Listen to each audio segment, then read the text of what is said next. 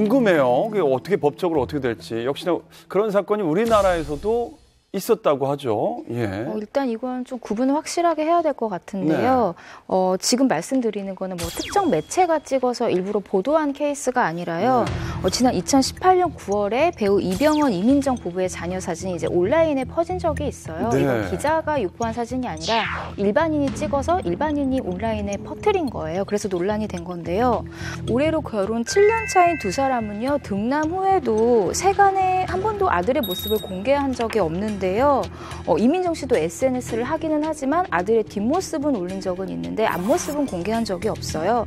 때문에 아무래도 대중분들은 궁금하기 때문에 이 사진이 삽시간에 온라인을 통해 퍼져나갔습니다. 네. 이민정, 이병헌 씨 같은 경우는 내가 허락을 하지 않았고 공개를 원치 않는데 자기 의지하고 상관없이 이렇게 공개가 된다면은 되게 좀 약간 뭐라 해야 되지? 화가 좀 많이 날 것 같은데요. 네. 두 사람의 동의하에 촬영을 하고 유포를 했느냐가 이 사건의 주된 비파점이었는데 일단 일각에서는 이 아들 준우군을 보고 뭐 잘생겼다, 엄마 아빠 쏙 닮았다라는 칭찬의 글도 있지만 또 일각에서는 이마저도 이게 폭력이다라고 우려의 목소리가 있습니다. 네.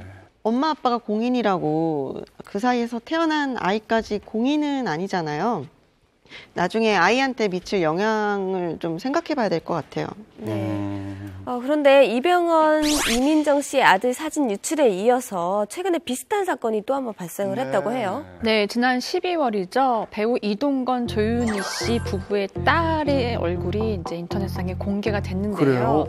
당시에 이게 또 기사화가 되고 좀 일파만파 퍼지자 SNS에 입장을 밝힙니다. 저희 의사와 관계없는 딸 로아 사진이 SNS에 노출됐고 기사화돼서 당황스럽고 속상하다는 글을 남겼습니다. 그러니까 알고 보니 이게 바로 딸 로아 양의 돌잔치 날이었는데 그 지인은 사실 뭐 그렇게 뭐 악의적인 생각으로 공개한 건 아니었어요. 이렇게 될 줄 몰랐겠죠.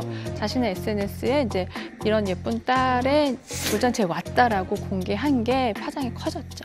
그렇군요. 네, 두 사람이 2017년 12월 등려했는데요. 그 후에도 사실 딸의 모습을 공개하는데 굉장히 소극적이었습니다. 이동건 씨가 본인의 팬카페에 올린 사진에서 살짝 드러나긴 하지만 전반적으로 아이의 모습을 직접적으로 공개한 적은 없었거든요. SNS를 통해서 이런 글을 올렸습니다. 로아의 사진이 더 이상 노출되지 않도록 도와달라. 공유해서 사진을 올린 분들께 정중히 삭제를 부탁드린다라고 요청을 했는데요. 사실 이 요청을 하기 전에 너무 많이 인터넷에 사진이 퍼져버렸죠. 네. 논란이 거셌는데 그 후에는 어떻게 마무리가 됐나요? 예, 결국 이 돌 사진을 올린 지인도 자신의 SNS에서 이 사진을 지웠는데요. 연예인의 자녀로 살기도 참 힘들지만요. 연예인의 지인으로 살기도 참 힘든 것 같네요.